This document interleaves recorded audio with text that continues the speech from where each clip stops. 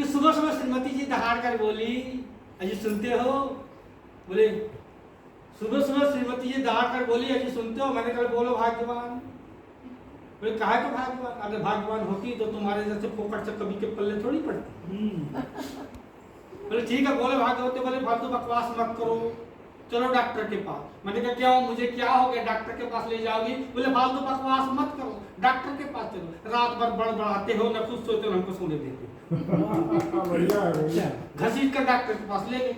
Doctor के पास जाकर बोले डॉक्टर साहब देखो तो इनको क्या हो गया है, ये रात भर बड़बड़ाते हैं, न कुछ सोते, न हमको सोने देते। डॉक्टर ने मुझे ऊपर से नीचे तक मुआयना करके देख कर बोले मैडम जी इस बेचारे की इलाज तो आप ही के पास है। वो बोली कैसे? बोले इस बेचारे को थोड़ा दिन में बोलने का मौका तो दिया करें। बेचारा अपने दिल की बात दिन में नहीं बोल पाता है, इसलिए रात को बड़बड़ाता है। अच्छा भाई। वहां से निपट कर घर आए। घर आके बैठे थे, पड़ोस के बच्चे आके बोले अंकल जी मैंने कहा बोलो अंकल जी आपकी स्त्री है क्या? मैंने क्या सामने हट्टी कट्टी खड़ी, तुमको दिखाई नहीं देता क्या? नहीं अंकल जी ये वाला स्त्री नहीं था, करंट वाला, करंट से चलती है, करंट मारती है। मैंने कहा बेटा चुप कर दे, करंट मारती है। तो ये हास्य के आप देखिए, आप छत्तीसगढ़ी में कैसे हम लोग हास्य के पैदा करते हैं। जी जी जी, व्यंग्य देखिए क्या बात है। छत्तीसगढ़ी में पता नहीं मोला बचपन में का होवत रही, बात बात में बुक्का फाड़ के रोवत रहे। बस दाई या दादा लगे सुनना का हो मोला लागते हमार पूरा बड़ा होकर गायक बनी। दादा किसका बात करता सो गायक नहीं नालायक बनी। हर बात बात में जब ये गला फाड़ के चीखा थे, मोला एक लक्षण सही नहीं दिखा थे। मोला लागते ये बड़ा होकर नेता बना फिरी, दुनिया वालों उल्लू बनाई, नैतिकता से घलो गिरी। लोग बाग दाल भात रोटी सब्जी तरकारी खाई, पर हमारा पूरा इट्टा सीमेंट रेती गारा चारा ना जाने का पचाई। वाह वाह वाह, क्या व्यंग है। अच्छा अभी से सुन लो भगवान, अभी से संभाल लो, नहीं तो बड़ा होकर ये तंजी देश के लूटे खाते देख ठंडे का घलो बहुत बढ़िया। वाह वाह, ये तो छोटी छोटी व्यंग देखिए। अब देखिए असली व्यंग मैं आपके सामने प्रस्तुत करता हूँ। शादी की बर्बादी। मेरे शादी कैसे हुई और किस तरह से बड़ी बर्बादी हुई। जब मैं बचपन में जब मैं अपने पैरों पर खड़ा हुआ पिताजी के, मैं अपने एक दिन में जब अपने बचपन से बड़ा हुआ, मैं अपने पैरों पर नहीं अपने पिताजी के पैरों पर खड़ा हुआ। इसलिए पिताजी ने सोचा अगर ये पट्ठा ये घूम कर छुट्टा न जाने कहाँ का मुंह मारेगा, मोहल्ले के बहू बेटी के लिए मुसीबत खड़ी करेगा। फिर क्या था, पिताजी के ओर से हरी झंडी मिल गई, शादी के लिए हरी झंडी मिल गई। शादी की बातें सुनते मेरे खान खुशी से बाहें खिल गई। फिर क्या था, उसके इश्तिहार देने एक दिन अखबार के दफ्तर भागा भागा जा रहा था, उधर सामने से शादीशुदा दोस्त आ रहा था। उसको देखकर मैंने जान उसके मुंह फेर लिया, फिर भी पट्टे पीछे से आके मुझे घेर लिया। बोले क्या बात है बच्चों, बहुत खुश नजर आ रहे हो, इतना उछल उछल कर कहाँ जा रहे हो? मैंने कहा देख भाई, मेरे माता पिता ने मेरे शादी के लिए बना लिए मन, उसी के लिए जा रहा हूँ देने विज्ञापन।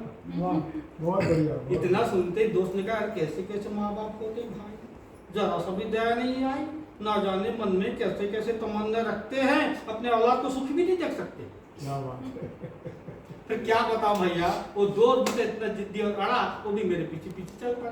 कल देखे हम दोनों जब अखबार के दफ्तर में पहुंचे, एक चूहा नुमा आदमी हमसे आके पूछे, बोले आइए बैठिए फरमाइए, बोली क्या चाहिए? मैंने थोड़ा सा पूछा तो कहा मेरे लिए बदलू चाहिए। इतना सुनते ही उसने मुझे ऊपर से नीचे तक घूरती हुई मुस्कुराया, पता नहीं मनी मन क्या क्या बड़बड़ा है। फिर बोले ठीक है विवरण लिखवाइए। मैंने कहा लिखिए, लिखो 5 फुट लिखो, मैंने विवरण लिखवाइए। बोले लिखिए, कद 7 इंच 5 फुट, दहेज में भारी छूट, रंग गोरा रिश्त पुष्ट। इतना सुनते दोस्त ने कहा दुष्ट क्या उल्लू बनाता है, तू तो लड़की वालों को ठगता है, तू तो मरी वाला दुबला पतला है, ऊपर से जुबान से भी हकला है। मैंने कहा अभी मेरी खुशियाँ तेरी आंखों में हमेशा क्यों करता है, विज्ञापन में आजकल ऐसे ही लिखना पड़ता है। बहुत अच्छा, बहुत बढ़िया भाई, बहुत बढ़िया। विज्ञापन में आजकल ऐसे ही लिखना पड़ता है। इतने में अखबार वाले ने कहा भाई साहब आगे तो बोलिए, अपने आय का पिटारा तो खोलिए। मैंने कहा लिखो 5 अंकों में, लिखो 5 अंकों में। इतने में दोस्त नहीं गया रहा, उसने टोकते हुए कहा अबे उल्लू बनाता है, तू तो एक पैसा भी नहीं कमाता है। मैंने कहा यहाँ अपने कमाई थोड़ी दिखा रहा हूँ, यहाँ तो बात का दिखा रहा हूँ। वाह वाह वाह वाह अपने कमाई थोड़ी दिखा रहा हूँ, यहाँ अपने बाप का लिखा रहा हूँ। इतने में अखबार वाले ने बोले भाई साहब बस बस बंद करिए अपनी बहस, आगे भी तो कुछ बकिए, अपना शिक्षा का पक्ष तो रखिए। मैंने कहा लिखो शिक्षा MBBF LLP। इतना सुनते ही दोस्त ने गुस्से से घूरते हुए कहा अबे बता क्या खेल है, तू तो मैट्रिक भी फेल है। मैंने कहा वही तो बता रहा हूँ, MBBF मतलब मैट्रिक बार बार फेल, LLP मतलब लंबी लंबी पेल। ले दे के जब अखबार के विज्ञापन छपा, कुछ कन्या के पिता मुझे देख कर हो गए थे खपा। कुछ कन्या के पिता मुझे देखकर हो गए थे खपा। मेरे पिताजी को बोले देखिए भाई साहब एक बात कह देता हूँ साफ साफ, भले ही आपको लग सकता दुख, पर आपके उल्लू के पट्टे को लड़की सौंपने वाला बाप होगा मूर्ख। अभी एक दिन भैया एक दिन चमत्कार हो गया, एक कन्या के पिता को मैं पसंद आ गया, पता नहीं मुझ में क्या देखकर उनको मैं भाग गया। बाद में पता चला बातें तो कुछ और थी, बेचारे की आंखें कमजोर थी। खत दे के जब अखबार में विज्ञापन छपा,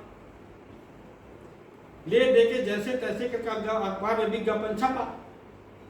इसके बाद हमारे पिताजी ने पंडित जी से मिलाया और उससे वो अपने कुंडली उनसे मिलवाया और कहा कन्या के पिता को बोले देखिए भाई साहब मैं बात करता हूँ साफ साफ, भले आप अपने मैं दहेज का हूँ सख्त खिलाफ, भले ही अपने घर अपने बेटी को अपने घर समझ लीजिए और अपने बेटी के लिए टीवी फ्रिज कूलर गाड़ी वाड़ी तो भेज दीजिए। मैं भी पिताजी के विचार सुनकर गदगद हुआ। तब से मैंने पिताजी का चरण छुआ और कहा पिताजी आप तो महान हैं, मेरे लिए साक्षात भगवान है। तो क्या बताऊं, जैसे तैसे करके उस अशुभ दिन की शुभ घड़ी आई, मैं पहन रखा तो उधारी को शुभ उठाई, सहरा बांधकर मुझे जिस जंतु पर बिठाया गया, बाद में उसे मुझे घोड़ा बताया गया। पर मुझे तो घोड़ी पर बैठने का मन था, पर क्या बताऊं भैया मेरा दुर्भाग्य उस दिन घोड़ी का अनशन था। खैर घोड़े पर बैठते ही कुछ लोग मुझे लेकर मजे ले लेकर फप्तियां कस रहे थे, कुछ दोस्त लोग हंस रहे थे। एक दोस्त मुझे दूर से घूर रहा था, उसको मैंने पास बुलाया और उसके कान में फुसफुसाया और कहा अभी कैसे लग रहा हूँ। इतना सुनते उसने कहा किसी मूर्ख को अपनी बर्बादी पर खुशी से इस तरह से ऐंठे देख रहा हूँ, पहली बार किसी गधे को घोड़े पर बैठे देख रहा हूँ।